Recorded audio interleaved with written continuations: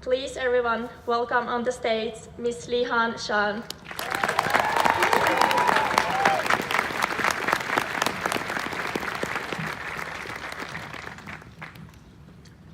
Hi, everyone.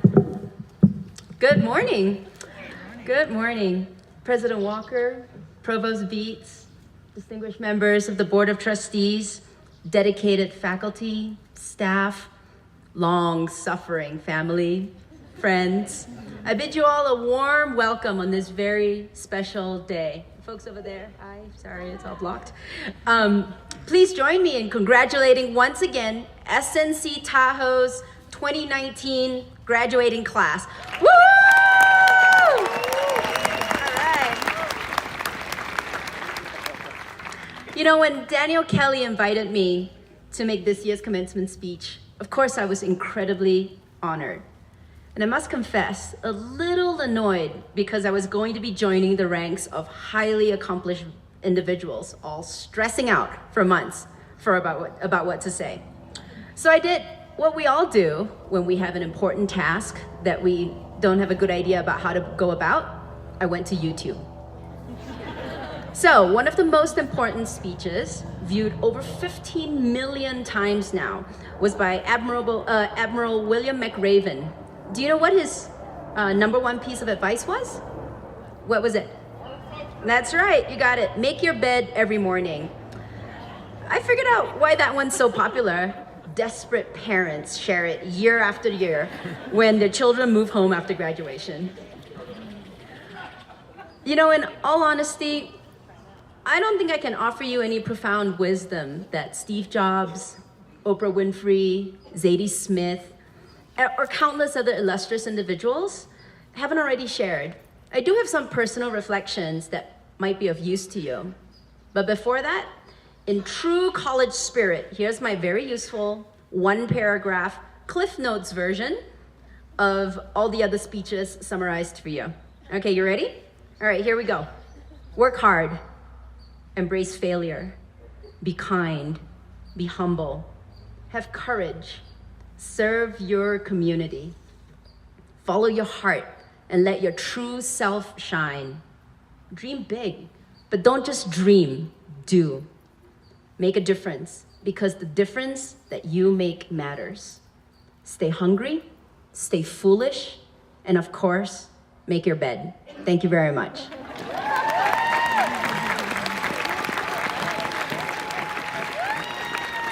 I'm joking, I'm not actually done.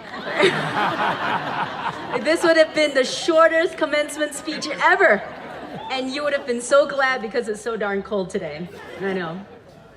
You know, there is wisdom in these words, but you know what I didn't find was anyone speaking about the value of graduating from a liberal arts college located in one of the most beautiful places on earth.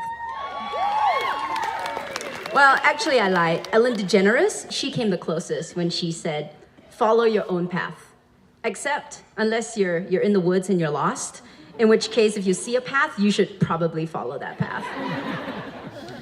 So graduates, I invite you to do the following exercise with me. And everyone else, please join in too. All right, close your eyes. Take a deep breath. I want you to think back to the very first time you saw Lake Tahoe. Do you remember how that felt? Yeah. If you were like me, you were stunned at the immense expanse of just clear blue water, your heart filled with awe. I can remember that moment. I was so present and so peaceful and so alive. Now, if you've got that memory, hold it in your body just for a moment, because that's what I want to talk about. You see, I graduated from SNC 10 years ago. And still today, because of having had this daily reinforcing experience of heaven on earth, I'm able to readily and easily access joy. It's a touchstone for me, an intimate connection that reminds me what it's like to feel alive and awake. I urge you to remember what joy feels like, to carry it with you everywhere you go. Why? Because, outside of this beautiful campus, many parts of life are gonna be pretty rough. So rough, you might even forget what joy feels like. You won't have these amazing faculty members, caring staff members, all rooting for you, dedicated to your growth and success. You'll likely have to earn a living, pay the bills, possibly commute for hours day after day in rush hour traffic. And all of a sudden, your humdrum, routine, and senseless life begins to look like one of those old Dilbert cartoons. I don't know if you guys are old enough to know Dilbert, but the older ones of us will. And this is just the easy part of the hard stuff, right? We haven't even talked about the really hard stuff, like suffering associated with failed relationships, illness, aging, and death. So I encourage you to let joy be an anchor, not just in the hard times, but especially in the hard times. I hope you will close your eyes and think of Tahoe and remind yourself what it feels like to be alive. It might offer you a different guidepost, instead of some default societal expectation or social media expectation.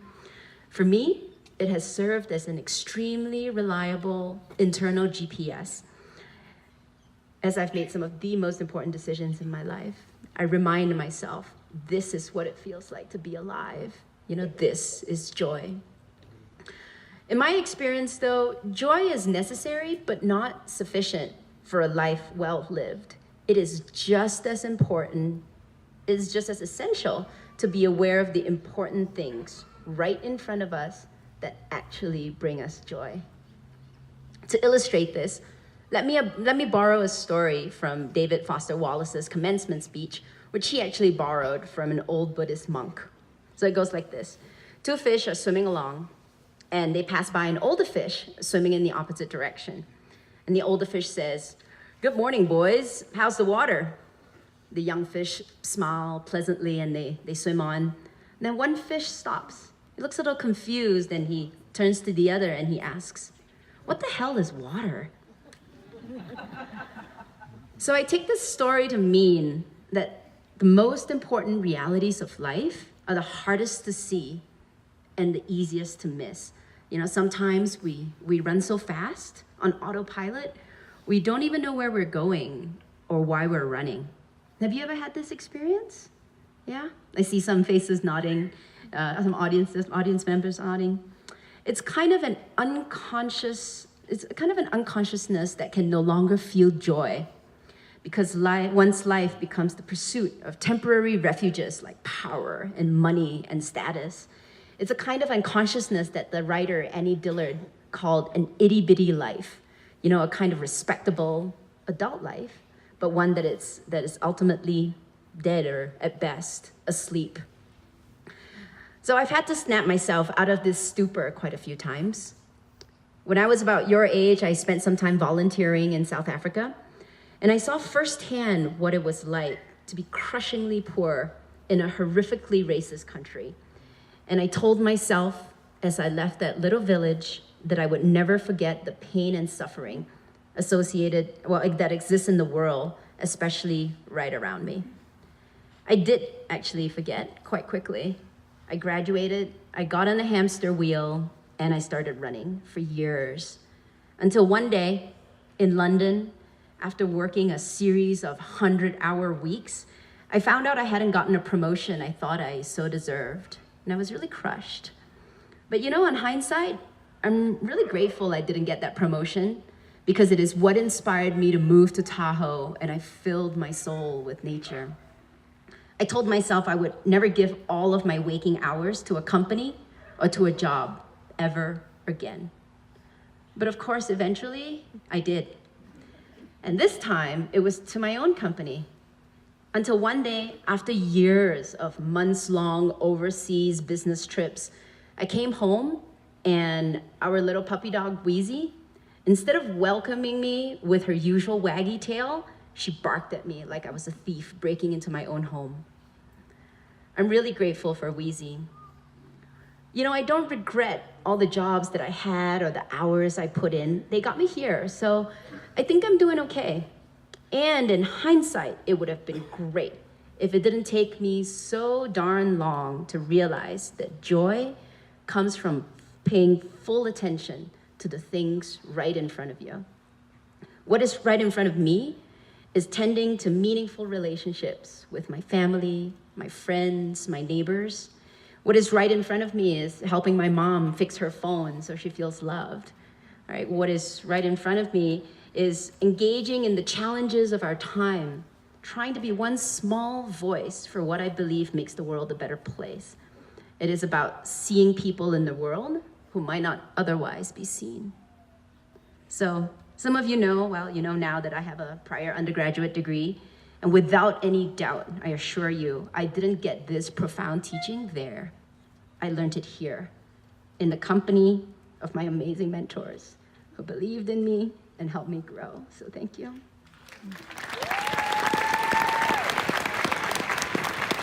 Good. You see the real value of an SNC Tahoe liberal arts education is not just this next job or this next step in your career. Important as these things are, the real value is that we have been trained to see more clearly, to question the normal way of doing things, and to think critically and to approach life in an entrepreneurial, sustainable, and really thoughtful way. So I still run, or to go back to the little fish, I still swim. I swim hard, I swim fast, but I swim differently because now I know this is water. I have great faith that if you use this SNC degree you're about to receive to its full advantage and as intended, the gift of this education will help you wake to what is most important in your life. It will help you make more nuanced, more meaningful, and arguably better choices in every moment in this one precious life that you have.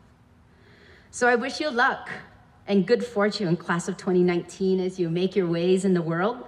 I urge you to always be connected to joy and realize in every moment that you can connect to the most important things right in front of you.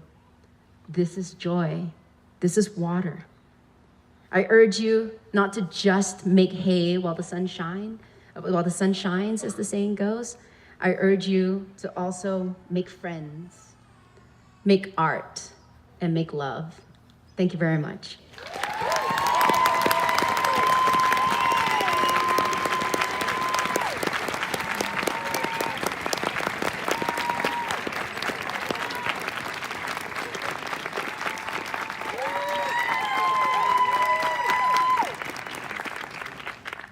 Thank you, Lee Han, and welcome home.